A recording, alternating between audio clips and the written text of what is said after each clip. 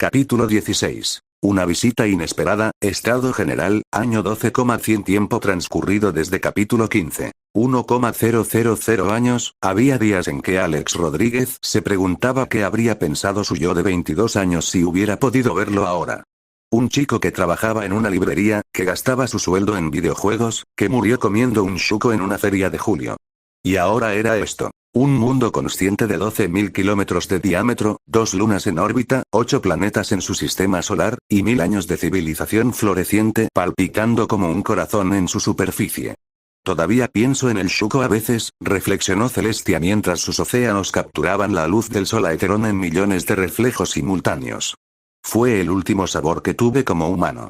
Lo recuerdo perfectamente, supongo que eso dice algo sobre mí abajo, en los continentes, 8 continentes llenos de vida, el mundo que había construido durante 11.000 años seguía creciendo.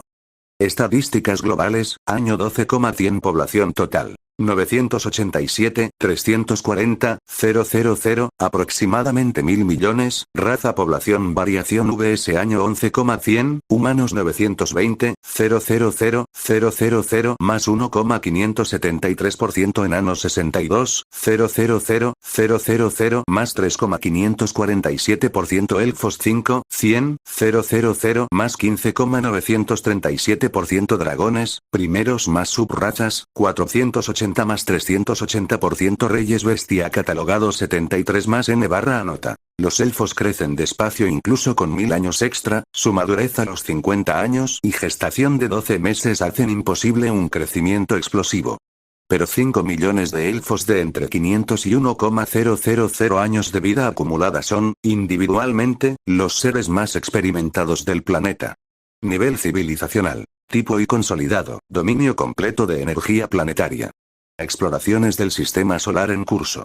Ciudades mayores, 2 millones de habitantes. Solaris Prime, 18 millones. Capital humana, centro político y comercial del mundo. Carag Magna, 11 millones. Ciudad enana bajo las montañas centrales. La más grande red de túneles del mundo. Silva Eterna, 4 millones. Primera ciudad élfica, ahora metrópolis viviente de 10 pisos de 2 el arbóreo.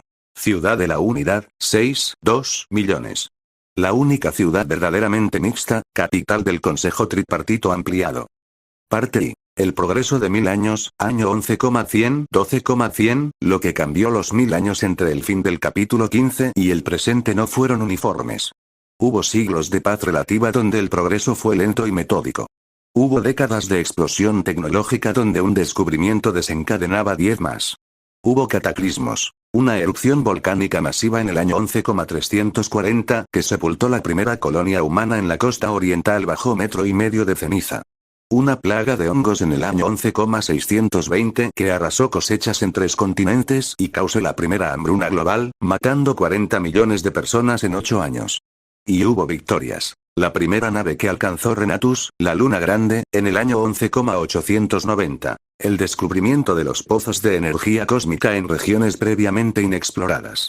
La firma del Gran Pacto de las Razas en el año 11,500, el tratado más ambicioso de la historia, que estableció por primera vez un gobierno compartido entre humanos, elfos y enanos a escala planetaria.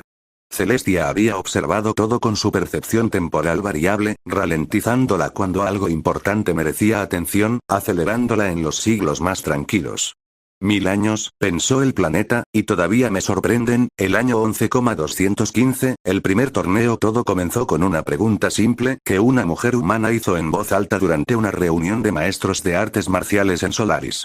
La mujer se llamaba Yara Viento Thorn, instructora de la Orden de los Puños Ardientes con 82 años y un nivel de ki que los medidores rúnicos catalogaban en 12,400 unidades. Era de complexión delgada, pelo negro recogido con un pasador de madera, y tenía la costumbre de hablar exactamente lo que pensaba sin importar quién estuviera presente. Llevamos 200 años entrenando guerreros, dijo ante el Consejo de Maestros de Solaris, el año 11,215. Los puños ardientes tienen ya 4 generaciones. Los gremios de armadura rúnica llevan igualmente. Los 7 círculos élficos llevan más. Hizo una pausa. ¿Y cómo sabemos quién es mejor? No quien tiene el título más antiguo. No quien entrenó a más alumnos. ¿Quién es mejor? Un enano veterano bufó desde el fondo. Peleamos. Peleamos entre nosotros en cada guerra, en cada disputa de frontera, en cada duelo de honor, respondió Yara sin irritarse. Eso nos hace más fuertes individualmente pero más débiles colectivamente. Nos fragmenta. Hace que cada escuela guarde sus secretos para no dárselos al rival. Silencio. Propongo algo diferente. Un evento donde todas las escuelas, todas las razas, todos los estilos de ki y magia combinen sus habilidades en un mismo lugar. No para destruir al adversario. Para medirse. Para aprender. Para determinar, de manera honesta y abierta, quién ha alcanzado el nivel más alto. La propuesta generó debate durante 3 meses. Al final, se aprobó. El primer torneo se celebró en el año 11,216, en las llanuras abiertas al norte de Solaris, con 200 participantes y sin ningún nombre oficial todavía. Fue tan exitoso que se repitió al año siguiente. En el año 11,250, tras 34 ediciones anuales, recibió nombre oficial, reglamento formal y el primer título para su campeón.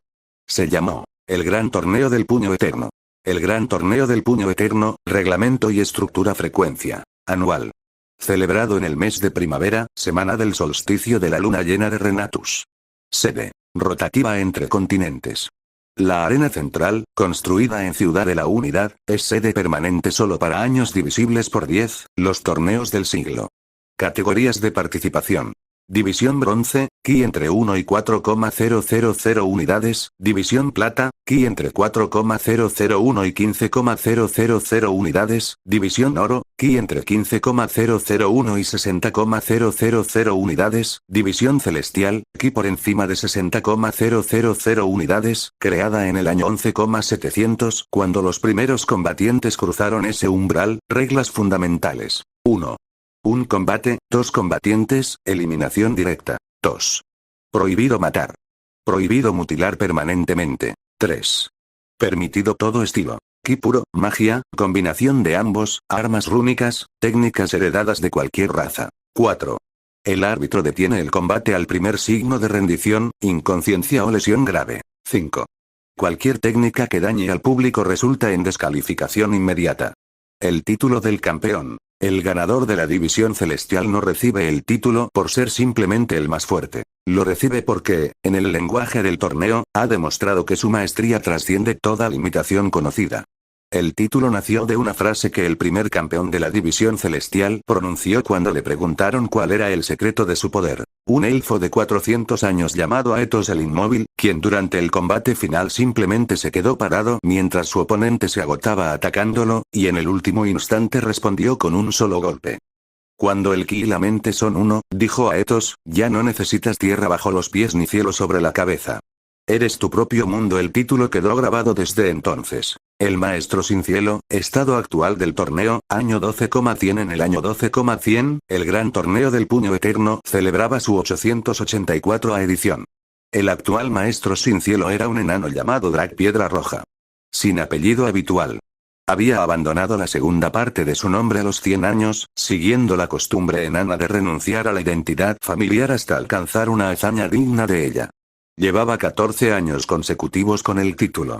Drag medía 1,45 m, tenía 230 años, y su cuerpo era tan denso y musculoso que los instrumentos de medición de peso de la arena central rompían sus escalas cuando él los usaba.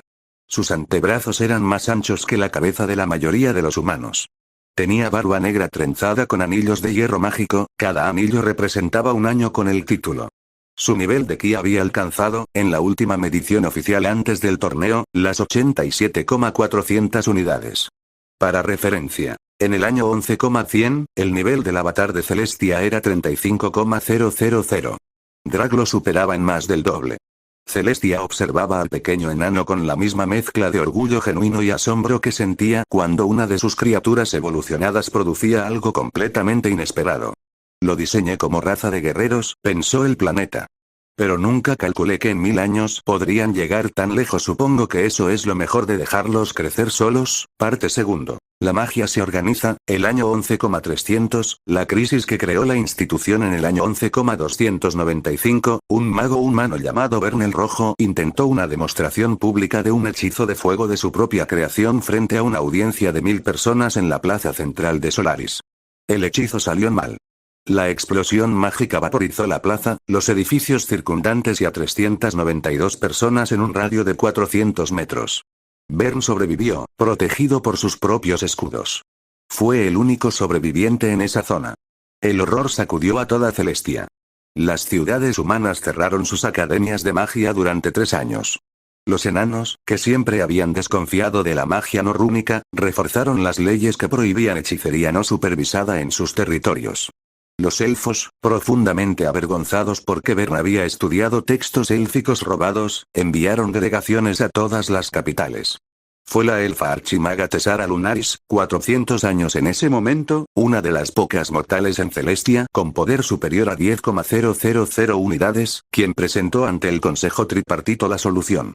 La magia sin estructura es fuego dentro de una habitación sellada, dijo con su habitual calma. No es el fuego el culpable. Es la ausencia de la chimenea. Le dieron autoridad para construir la chimenea. Lo que construyó cambió el mundo.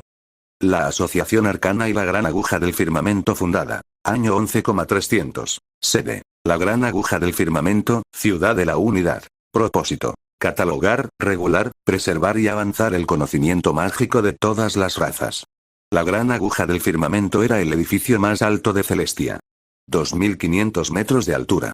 Una torre de base tan ancha como 8 manzanas de ciudad que se afilaba progresivamente hasta una punta que en días despejados podía verse desde 200 kilómetros de distancia. Construida a lo largo de 120 años con ingeniería enana en sus cimientos, crecimiento arbóreo élfico en sus paredes orgánicas, y magia de cristal humana en su estructura superior. Era imposible construirla con solo una técnica. Su existencia era, por diseño, una prueba de que las 3 razas podían crear algo que ninguna podía hacer sola. En su interior, 10 niveles definían la jerarquía mágica oficial de toda Celestia. Los 10 niveles de la Gran Aguja del Firmamento. Nivel nombre requisito: un velo gris, manejo básico de al menos un elemento. 2 llama azul, dominio completo de una escuela mágica. 3 espejo de plata, capacidad de combinar 2 escuelas en un hechizo. 4 ojo dorado, haber creado al menos un hechizo propio documentado. 5 corona de estrellas, demostrar capacidad docente con resultados medibles. 6 vórtice profundo, investigación publicada que avance el campo general. 7 tormenta eterna, nivel de poder mágico catalogado como amenaza continental. 8 umbral del vacío, haber fusionado ki y magia en una técnica completamente nueva. 9 eco primordial, haber creado una acusación mágica completa. 10 cima del firmamento, solo uno puede ocuparlo. Ver título más abajo. Las acusaciones mágicas. Una acusación mágica era el término oficial de la Asociación Arcana para un sistema completo de magia desarrollado desde cero por un individuo. No era mejorar un hechizo existente. No era combinar 2 escuelas conocidas. Era crear una filosofía mágica totalmente nueva, con sus propias reglas internas, sus propios hechizos fundacionales, y sus propios caminos de desarrollo que otros podrían seguir. En 800 años de historia de la asociación, solo 17 acusaciones mágicas habían sido reconocidas oficialmente. Ejemplos de las más conocidas. El tejido del tiempo fracturado. Tessara Lunaris, fundadora, año 11,300, magia basada en percibir y manipular el flujo local del tiempo. No viaje temporal, imposible incluso para los Kaioshin sin instrumentos específicos. Pero sí ralentización, aceleración y congelamiento de instantes en un radio limitado. La única maga que la domina completamente es su creadora. Los lazos de la roca viva, maestro enano Golfar piedra eterna, año 11,520, magia que convierte la conexión entre un enano y la roca que ha trabajado en energía real. Un enano que ha tallado piedra durante décadas puede, con esta acusación, fusionarse temporalmente con esa roca. El vacío cantado Elfa Silmara de los bosques antiguos, año 11,788, magia basada en el sonido como fuerza fundamental. No música como arte, sino frecuencias específicas que interactúan con el tejido mágico del mundo. La más peligrosa de las acusaciones conocidas. Mal usada, puede desintegrar roca, disolver hechizos o directamente detener el corazón. El Gran Cónclave Arcano. A diferencia del torneo marcial, físico, anual, accesible, la competencia mágica más alta operaba bajo una lógica completamente diferente. Los magos más poderosos no podían simplemente batirse cada año. Un combate entre 2 magos de nivel 8 podía devastar una ciudad. Y más importante, la verdadera maestría mágica no se medía en quien golpeaba más fuerte, sino en quien había creado algo que el mundo no había visto. El Gran Cónclave Arcano se celebraba cada 5 años. Su estructura combinaba 3 elementos. 1. Presentación de investigaciones, cada participante exponía sus avances recientes ante un panel de jueces, magos de nivel 7 o superior. 2. Duelos regulados, combates en arenas selladas con escudos de contención diseñados por los mejores ingenieros enanos para absorber hasta cierto umbral de energía sin colapsar. 3. El juicio de creación, la prueba más importante. Demostrar ante los jueces un hechizo, técnica o sistema mágico completamente original. No adaptado de existente. No mejorado. Original. Solo los magos de nivel 6, vórtice profundo, o superior podían participar. El ganador del Gran Cónclave Arcano recibía el título más alto del mundo mágico, el único que la propia Tessara Lunaris había establecido que nunca podría ser auto-otorgado y solo podía conferirse por unanimidad del panel completo de jueces. El tejedor primordial. El título significaba, en el lenguaje de la asociación, aquel cuya mente toca las reglas fundamentales de la realidad y demuestra que puede reescribirlas. Estado actual, la tejedora primordial del año 12,100. La actual tejedora primordial era la elfa que lo había fundado todo. Tessara Lunaris, creadora de la asociación arcana, autora de 4 acusaciones mágicas reconocidas. Tenía 1,200 años. Para un elfo con vida natural de 500 a 1000 años, eso significaba que había sobrepasado su esperanza natural gracias a décadas de práctica profunda de magia vital. Ocupaba la cima del firmamento, el nivel 10 de la gran aguja, de manera ininterrumpida desde hacía 4 siglos. En todo ese tiempo, ningún mago de ninguna raza había ganado el Gran Cónclave Arcano con un trabajo que el panel considerara superior al suyo. Tessara no era arrogante respecto a esto. Simplemente decía, cuando le preguntaban: llevo 12 siglos estudiando. La ventaja que eso da no es injusta. Es cronológica. Cualquier elfo que viva tanto y estudie con la misma intensidad eventualmente me superará. ¿Cuándo? Le preguntaban. Cuando llegue ese momento, lo sabrán, respondía invariablemente. Celestia, que podía sentir el tejido mágico de su propia superficie, había notado algo sobre Tessara que nunca había comentado con nadie. La elfa ya no solo usaba la magia del planeta. Ella había comenzado, muy lentamente, a influir en ella. No es una amenaza, pensó el planeta. Es fascinante. Como cuando un árbol que planté hace siglos empieza a modificar el suelo alrededor de él, no por malicia sino simplemente por ser lo que es que se convierte una maga cuando lleva 1200 años estudiando la realidad. No lo sé todavía.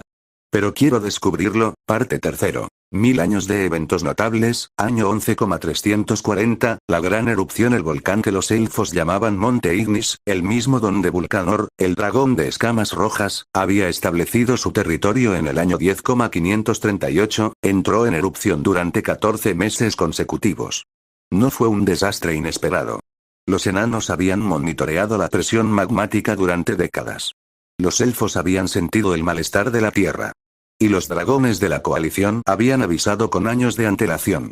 La evacuación de las regiones circundantes fue el mayor esfuerzo logístico de la historia de Celestia hasta ese momento. 4 millones de personas trasladadas en 8 meses. 40.000 murieron de todos modos. El humo volcánico causó un invierno de 3 años que redujo cosechas en 2 continentes. La ceniza enterró la primera gran colonia costera humana del continente oriental. Pero la erupción también creó algo. Un nuevo territorio volcánico de 200,000 kilómetros cuadrados de roca joven, rica en minerales que los enanos comenzarían a explotar 2 generaciones después. Vulcanor observó la erupción desde el cielo, su propio cuerpo de dragón resistiendo temperaturas que habrían fundido cualquier metal conocido. Nunca perturbó las evacuaciones. Celestia se lo agradeció mentalmente. El dragón gruñó de vuelta algo que el planeta interpretó como: destruir pequeños mortales no tiene gracia. Que se vayan. Que vuelvan después. Año 11,500, el Gran Pacto de las Razas fue el evento político más significativo del milenio. Durante los primeros 400 años del período, las 3 razas habían cooperado a través del Consejo Tripartito establecido en tiempos anteriores. Pero ese consejo era consultivo, no ejecutivo. Las decisiones seguían tomándose en capitales separadas, por gobiernos separados, con ejércitos separados. La propuesta vino de un lugar inesperado. Un enano. Gran Canciller Rodgar Hierro Gris, 180 años, canciller de las Ciudades Unidas del Subsuelo, presentó ante el Consejo Tripartito el documento que había tardado 20 años en redactar. El Gran Pacto de las Razas. No proponía un gobierno único, eso habría sido imposible culturalmente.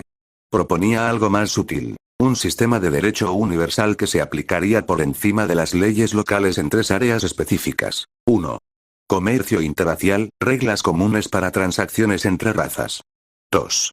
Disputas de territorio, un tribunal neutro en Ciudad de la Unidad para conflictos fronterizos. 3. Defensa coordinada, un protocolo de respuesta conjunta ante amenazas externas, reyes bestia agresivos, erupciones volcánicas, catástrofes naturales. Las negociaciones duraron 15 años. Los elfos querían más protección ambiental. Los humanos querían más voto proporcional a su mayor población. Los enanos querían garantías de autonomía en sus territorios subterráneos. En el año 11,500, firmaron. El día de la firma, Celestia manifestó su avatar en la plaza central de Ciudad de la Unidad por primera vez en 200 años. Frente a la multitud reunida, habló brevemente. He observado a vuestras razas desde el primer día de su existencia. He visto guerras y paces, hambrunas y abundancias, creaciones y destrucciones. Lo que hacéis hoy es diferente a todo eso. Hizo una pausa. No sois uno. Sois 3. Y elegís seguir siendo 3. Pero elegís también que esas 3 cosas puedan actuar juntas cuando sea necesario. Eso es, sabio. Más sabio de lo que esperaba. La multitud estuvo en silencio un momento. Luego aplaudió durante 20 minutos sin parar. Año 11,700, la primera expedición a Renatus, la luna grande. Renatus había estado en órbita desde el principio de los tiempos del planeta. 2.847 kilómetros de diámetro. Sin atmósfera. Sin agua superficial. Sin vida. La expedición que la alcanzó por primera vez en el año 11,700 consistió en 12 personas, 6 humanos, 4 enanos y 2 elfos, dentro de una nave que usaba un sistema de propulsión de ki concentrado, el mayor avance tecnológico del siglo anterior. Tardaron 4 días en llegar. El primer ser mortal en pisar Renatus fue una enana de nombre Durin sin barba, apodada así porque era la única enana viva sin vello facial visible, lo cual en cultura enana era una excentricidad mayor que brillar en la oscuridad. Dio un paso sobre la superficie gris y polvororienta de la luna. Miró hacia arriba. Celestia llenaba la mitad del cielo. Azul y verde y blanco, nubes arremolinando, el planeta entero observable de un solo vistazo. Durin no dijo nada durante un minuto completo. Simplemente miró. Luego habló. Capitana, transmita a los registros históricos que Durin sin barba, enana minera de la ciudad de Karak Profundo, fue la primera mortal en pisar Renatus. Y que lo que vio desde aquí fue demasiado hermoso para describirlo con palabras. Celestia, que escuchó cada sílaba a través de la conexión con su propia luna, sintió algo cálido e indefinible. Año 11,890, el despertar de los reyes bestia más antiguos. En el capítulo 15, 2 reyes bestia de poder especialmente alto habían sido identificados pero permanecían dormidos. Tiporos y Nix, con niveles de poder respectivos de 35,000 y 40,000 unidades en ese momento. En el año 11,890, despertaron. Ambos. El mismo mes. No era coincidencia, Celestia lo comprendió después. Algo en los flujos mágicos del planeta, modificados por 800 años de actividad civilizacional masiva, había alcanzado un umbral que los 2 seres dormidos podían sentir incluso en su sueño. El poder de Tiporos al despertar, imposible de medir con instrumentos actuales.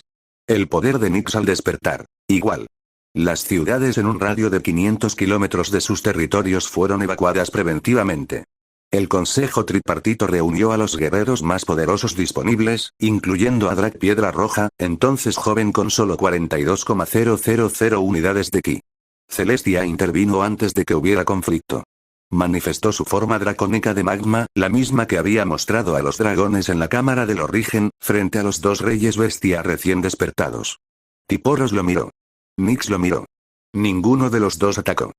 Creador, dijo Tiporos, con una voz que retumbó en 500 kilómetros de corteza. Hemos dormido. El mundo cambió mientras dormíamos. El mundo creció, respondió Celestia. Como vosotros. Lo que siguió no fue negociación exactamente. Fue más parecido a una conversación entre fuerzas de la naturaleza que se reconocen mutuamente sin necesidad de establecer jerarquía.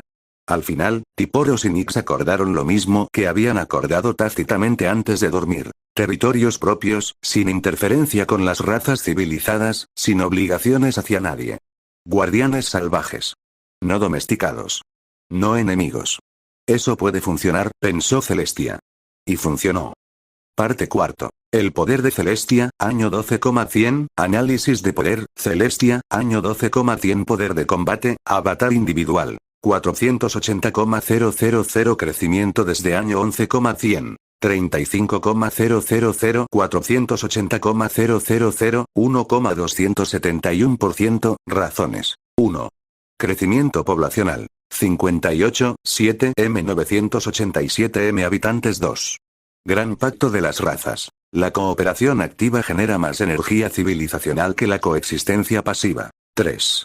Torneo arcana y torneos. La concentración de poder mágico y de ki en instituciones formales crea flujos de energía que Celestia absorbe indirectamente. 4. Exploración lunar. La presencia mortal en Renatus añade un nodo energético nuevo al sistema. 5. Reyes bestia despiertos. Tiporos y Nix, como nodos de poder inmenso, amplifican la red mágica del planeta. 6. Dragones reproducidos. De 100 a 480 dragones. Cada uno actúa como extensión energética de Celestia equivalente Dragon Ball. Supera a cualquier guerrero del arco Saiyan, incluyendo Vegeta y Nappa con ventaja, comparable a Jinju Force, miembros más fuertes 120,000, aproximándose a Freezer primera forma, 530,000 forma final, muy por debajo de Freezer forma final, 530,000, dioses de la destrucción, miles de millones, nota interna de Alex. 480,000. En el canon original de Dragon Ball, eso es poder de Capitán Jinju. Impresionante comparado con hace 1000 años. Irrelevante comparado con lo que realmente importa. Freezer en forma final me aplasta.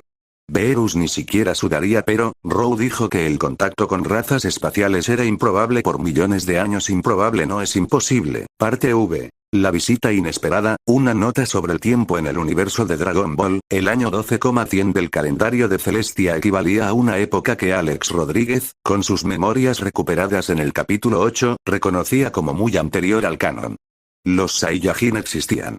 Vivían en su planeta de origen, Planet Vegeta, una civilización guerrera que apenas comenzaba a desarrollar tecnología espacial básica. No conquistaban otros mundos todavía. No tenían contratos con ningún imperio. Eran simplemente lo que habían sido durante siglos. Una raza de guerreros feroces en un planeta rojo y violento, peleando entre sí más que contra cualquier otra cosa. Freezer no había nacido todavía. O si había nacido, era un infante sin consecuencia. El universo que Alex recordaba de sus animes, Goku, las esferas del dragón, el torneo del poder, estaba a eones de distancia en el tiempo. Pero el universo no estaba vacío.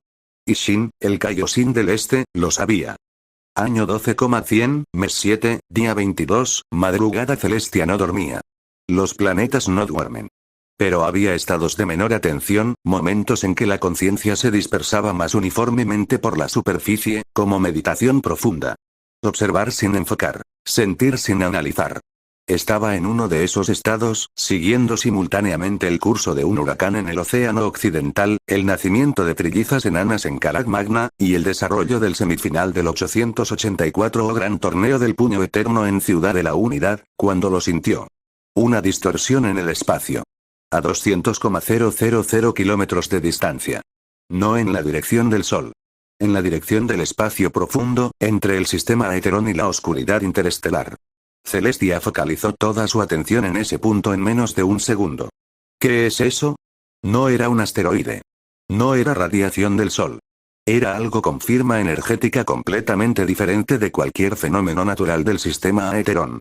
Era una distorsión dimensional. Deliberada. Y de esa distorsión, emergió una figura que Celestia reconoció de inmediato.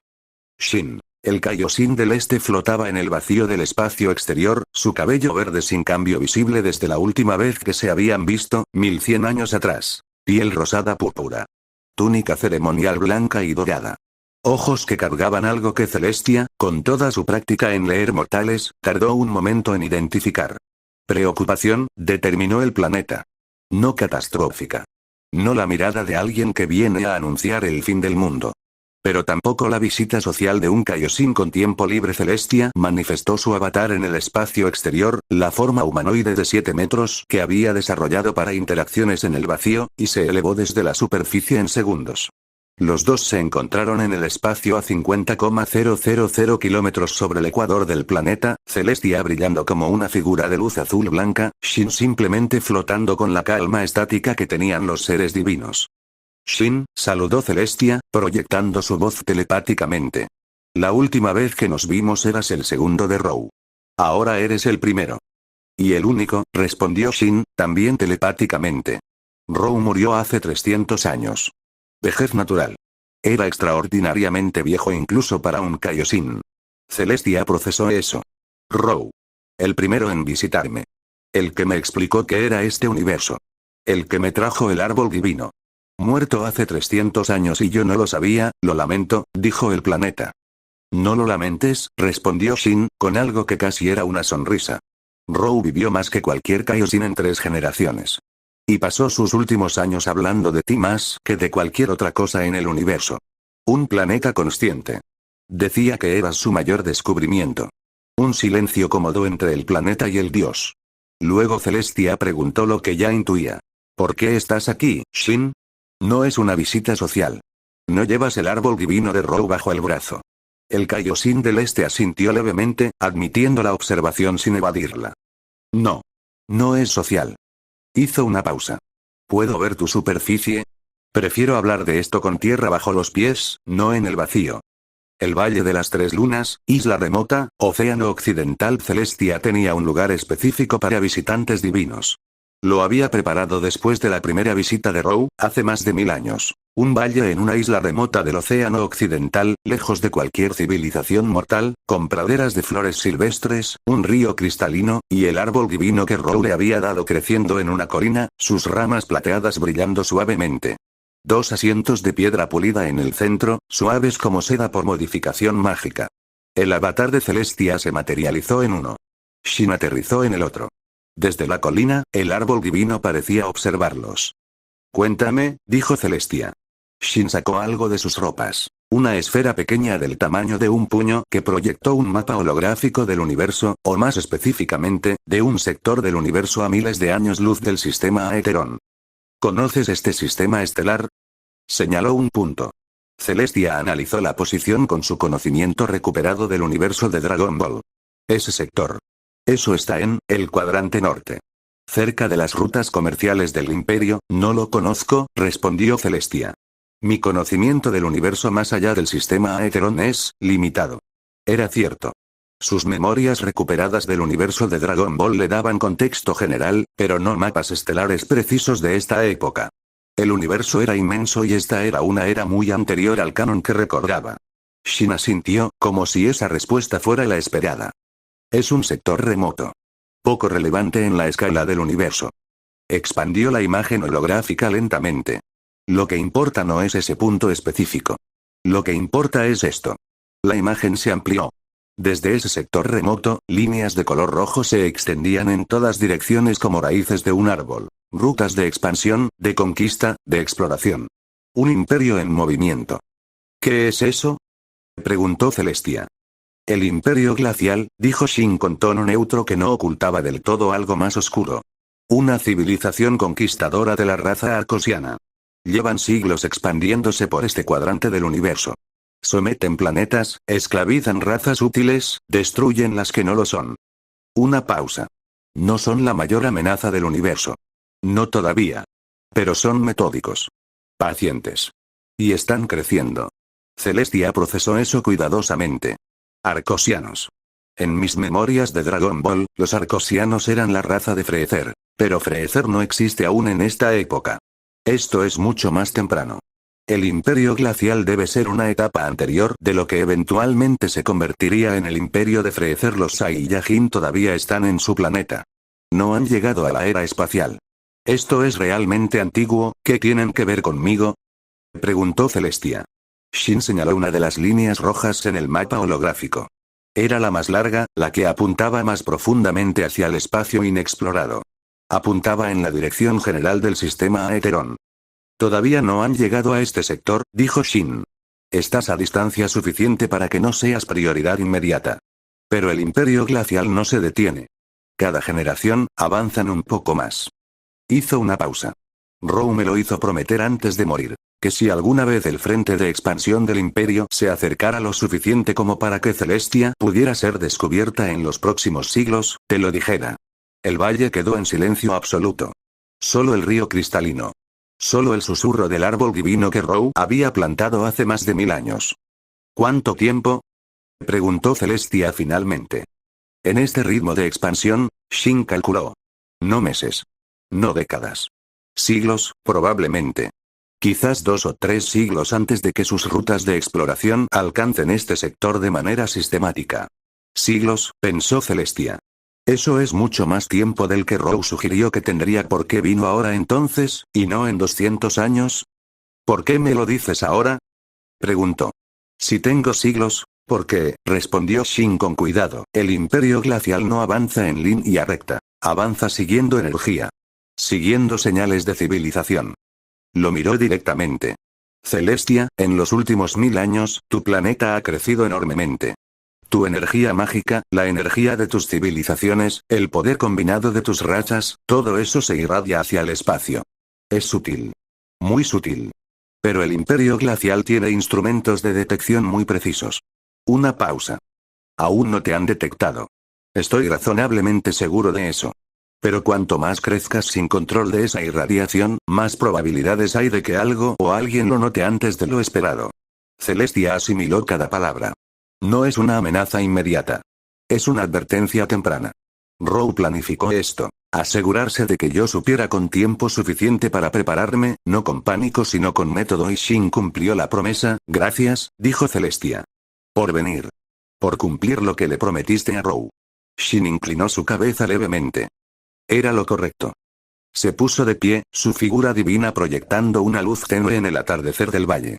No tengo más información que darte en este momento.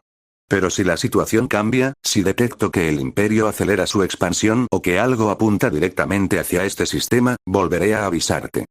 Te lo agradezco, respondió Celestia. Una cosa más, dijo Shin antes de elevar levemente los pies del suelo. Row siempre decía que el mayor error que podía cometer un mundo consciente era aislarse. Crecer en secreto. Asustarse de lo que había afuera. Celestia esperó. Decía que los mundos que sobrevivían en este universo no eran los más fuertes. Eran los que aprendían a ser lo suficientemente fuertes antes de que el universo los encontrara. Una pausa. Tú llevas 11.000 años haciendo exactamente eso. No lo olvides. Y con eso, Shin se elevó hacia el cielo en silencio, su figura haciéndose cada vez más pequeña hasta que una distorsión dimensional lo tragó y el Valle de las Tres Lunas volvió a estar solo. El árbol divino susurró con el viento del océano. Celestia se quedó sentado en su asiento de piedra durante un largo tiempo. Parte sexto. La respuesta de Celestia, lo que Celestia decidió, y lo que no contó esa noche. Celestia tomó 3 decisiones. La primera, no convocar al Consejo Tripartito todavía. Mis civilizaciones no necesitan saber esto ahora, pensó el planeta mientras Renatus cruzaba el cielo sobre el valle. Si les digo que existe un imperio conquistador en el universo y que quizás en siglos llegue aquí, el resultado más probable no es preparación metódica. Es pánico.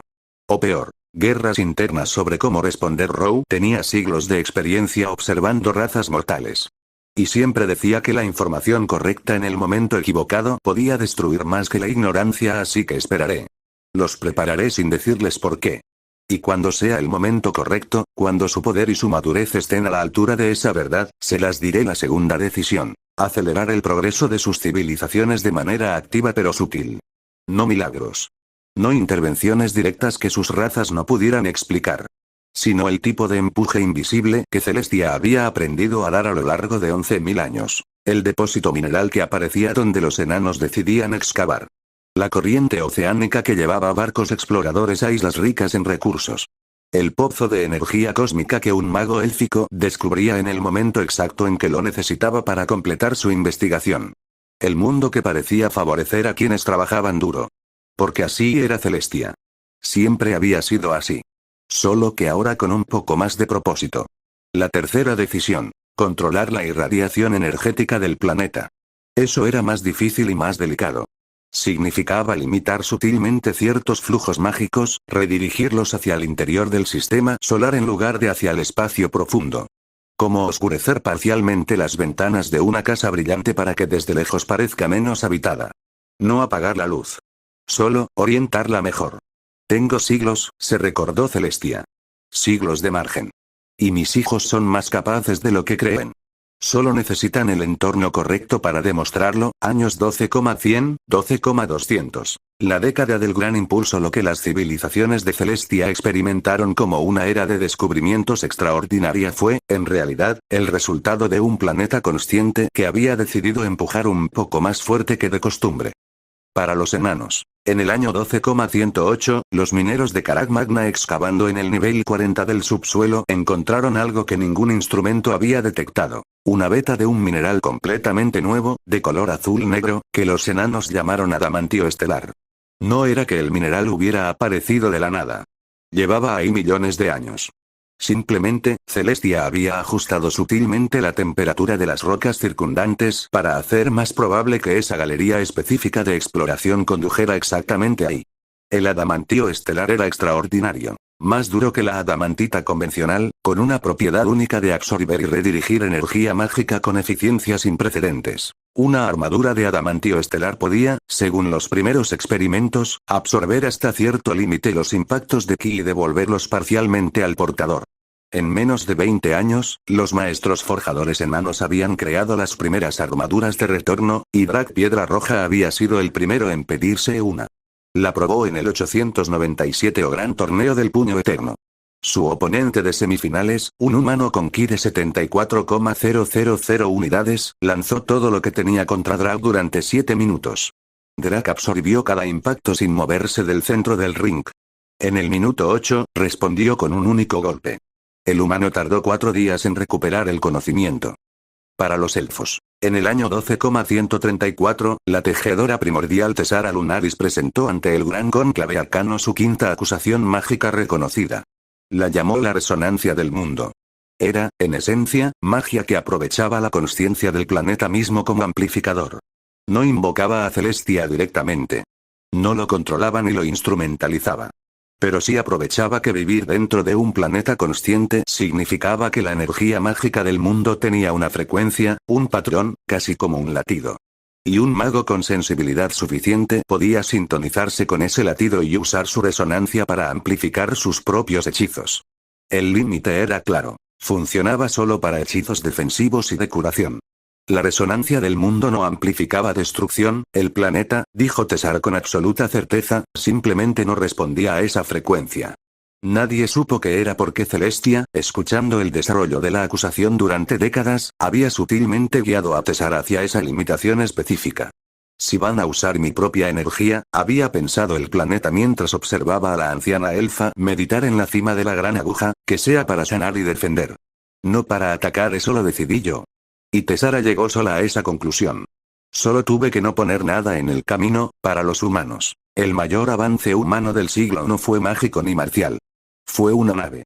En el año 12,180, el astillero de Renatus Base, la pequeña estación establecida en la Luna Grande tras la primera expedición del año 11,700, completó la construcción de la primera nave capaz de alcanzar órbita estable alrededor de Fortuna, la luna de los dragones. Se llamó el Eterno, en honor a los torneos. No era una nave de guerra. Era una nave de exploración, propulsada por motores de ki concentrado de cuarta generación, con escudos rúnicos enanos en el casco y sistemas de navegación mágica élfica en el puente. Las 3 razas. Un solo barco. El primer vuelo tripulado de Celestia a Fortuna tardó 16 horas. Ignarax los observó llegar desde el cielo de la luna de los dragones, su cuerpo de 25 metros de basalto proyectando una sombra enorme sobre las planicies de ceniza. El capitán del Eterno, una humana de nombre Sora Aldos, bisnieta de Mira, la consejera del Consejo Extraordinario, abrió la escotilla y salió a la superficie de Fortuna con un traje rúnico enano. Miró hacia arriba. Ignarax la miró hacia abajo. ¿Vienes a conquistar nuestra luna, pequeña?, preguntó el dragón. Venimos a mirar, respondió Sora sin vacilar. Y si nos lo permitís, a aprender. Ignarax no respondió inmediatamente. Luego emitió algo que en el lenguaje de los dragones era la versión de una carcajada contenida. Los mortales han crecido, dijo finalmente. Bien. Podéis quedaros en la zona occidental. No molestéis los campos de anidación. Era la misma respuesta que Ignarax le había dado a los primeros enanos en pisar Fortuna, siglos atrás. Pero esta vez no sonó a tolerancia reluctante. Sonó casi a bienvenida. La decisión final de Celestia, año 12,198 al final del siglo, casi 100 años después de la visita de Shin, Celestia convocó a su consejo tripartito. Esta vez sí. Era el momento correcto. El consejo era diferente al que había existido en el año 12,100. Mira Aldous había muerto de vejez. Belgorn había pasado el mando a su nieta. Solo Silmara, la élfica, continuaba, 300 años habían pasado para ella apenas como una etapa intermedia de vida. Y Volcara, por supuesto. Los dragones no morían de vejez. Celestia manifestó su avatar de 7 metros en la sala del Gran Consejo de Ciudad de la Unidad, con sus paredes de cristal de ki que reflejaban el cielo nocturno de Renatus. Hay algo que debéis saber, dijo Celestia. Hace 100 años recibí información de un visitante divino sobre el universo más allá de nuestro sistema solar. Los consejeros prestaron atención absoluta. Existen otros mundos. Otras razas. Algunas de ellas forman imperios. Y uno de esos imperios se expande en nuestra dirección. Lentamente. Sin certeza de que nos encuentren pronto. Pero en algún momento, en siglos o en milenios, el universo llegará hasta nosotros. Silencio en la sala. Fue la nueva consejera enana, Durga Hierro Negro, quien habló primero. ¿Por qué no nos lo dijiste hace 100 años? Porque hace 100 años no estabais listos para escucharlo sin entrar en pánico, respondió Celestia directamente. Ahora sí. Durga procesó eso. Buzó. Pero no contradijo. Celestia continuó. En los últimos 100 años he trabajado para que vuestras civilizaciones crecieran más rápido. El adamantío estelar que encontrasteis. Los avances de Tesara. El Eterno y su vuelo a Fortuna. Nada de eso fue accidente. Fui yo, preparando el terreno. Nuevo silencio. Más cargado. Silmara habló, su voz de élfica cuatricentenaria con la calma de quien había visto muchas revelaciones. ¿Y ahora? ¿Qué nos pides? Nada diferente a lo que ya hacéis, respondió Celestia. Seguir creciendo. Seguir siendo lo que sois. Solo que ahora sabréis por qué la urgencia existe. ¿Cuánto tiempo tenemos? Preguntó Volcara, su voz de obsidiana resonando grave. Siglos, probablemente. Quizás más. Una pausa. Pero el universo no espera. Y yo tampoco puedo. Epílogo, el árbol divino esa noche, después de que el consejo se disolvió y los consejeros regresaron a sus ciudades con el peso silencioso de una verdad nueva, Celestia volvió solo al Valle de las Tres Lunas. El árbol divino de Rou brillaba suave en la colina. Sus ramas plateadas habían crecido durante 1000 años. Era ahora el árbol más alto de la isla remota, visible desde kilómetros de océano. Renatus cruzaba el cielo. Fortuna brillaba más lejos con su tenue domo azul. Alex Rodríguez, que era también Celestia, que era también un mundo de 12.000 kilómetros con 2 lunas y 1.000 millones de hijos, se sentó junto al árbol y pensó. No pensó en el imperio glacial. No pensó en Shin ni en Rou ni en el universo que algún día llegaría hasta él. Pensó en Sora Aldous poniendo un pie en Fortuna y mirando hacia arriba sin miedo. Pensó en Drag Piedra Roja absorbiendo 74.000 unidades de ki sin moverse. Pensó en Tesara Lunaris a sus 1200 años, todavía estudiando, todavía descubriendo, todavía sorprendiéndose de lo que no sabía. Pensó en los dragones en Fortuna, en Ignarax diciendo los mortales han crecido con algo parecido al orgullo. Lleváis 11.000 años construyendo, pensó Celestia en silencio, dirigiéndose a la superficie que era su cuerpo. A todos vosotros que nacisteis, vivisteis y moristeis en mí sin saber que os escuchaba cada forja enana encendida a medianoche, cada hechizo élfico que tardó décadas en perfeccionarse, cada humano que miró al cielo y quiso llegar no fue en vano. Nada fue en vano y cuando el universo llegue, lo encontrará el árbol divino, susurró. El planeta cerró los ojos de su avatar y escuchó el latido de 1.000 millones de corazones. Fin del capítulo 16, resumen del capítulo 16, tiempo desde capítulo 15. 1,000 años, año 11,100, año 12,100, estado de la civilización, año 12,100. Población total. 987 millones, 3 razas principales más dragones, 480, más reyes bestia catalogados, 73, nivel civilizacional. Tipo y consolidado. Primera nave en alcanzar Fortuna. El Eterno, Gran Pacto de las Razas activo desde año 11,500 instituciones creadas durante el milenio. El Gran Torneo del Puño Eterno, anual. Título. El Maestro Sin Cielo, el Gran Cónclave Arcano, cada 5 años. Título. El tejedor primordial, la asociación arcana, regulador mágico mundial, la gran aguja del firmamento, sede de la asociación, 10 niveles jerárquicos, acusaciones mágicas, 17 sistemas originales reconocidos, figuras destacadas. Drag Piedra Roja, actual maestro sin cielo, Ki. 87,400 unidades, Tesara Lunaris, actual tejedora primordial, 1,200 años, 5 acusaciones propias, Tiporos y Nix, reyes bestia antiguos despertados, poder incalculable, Ignarax y Volcara, líderes de la coalición de dragones. Eventos del capítulo. Visita de Shin, Kaioshin del Este, cumpliendo la promesa hecha a Rou antes de morir, muerte de Rou Kaioshin confirmada, hace 300 años, vejez natural, Shin advierte. El Imperio Glacial, civilización arcosiana conquistadora, se expande en la dirección del sistema Aeteron. Estimación. Siglos de margen, no décadas. Los Saiyajin están vivos y en Planet Vegeta, sin llegar a la era espacial aún. Freezer no existe todavía en esta época. Shin parte tras su visita. No se queda. Celestia decide no informar al consejo de inmediato, espera 100 años hasta que las civilizaciones estén más maduras para escucharlo. Celestia impulsa tecnología y poder sutilmente. Descubrimiento del adamantio estelar, quinta acusación de Tesara, la resonancia del mundo, construcción del eterno. Año 12,198. Celestia finalmente revela la existencia del Imperio Glacial al Consejo. Poder de Celestia, año 12,100. Avatar. 480,000, equivalente. Superior a cualquier guerrero del arco Saiyajin del canon original, muy por debajo aún de amenazas divinas, dioses de la destrucción, posición en la línea temporal.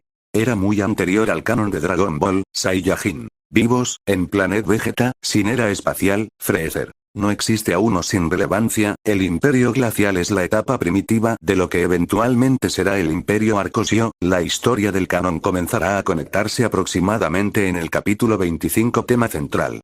El universo existe más allá de Celestia, y se mueve hacia él. La respuesta no es el pánico sino el crecimiento con propósito, un planeta consciente que lleva 11.000 años preparándose sin saber exactamente para qué. Gancho para capítulo 17.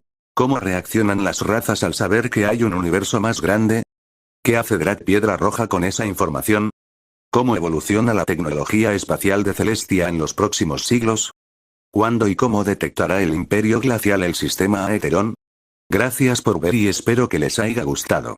Esto lo hago por mero pasatiempo y para esas personas que les gusta esta clase de historia.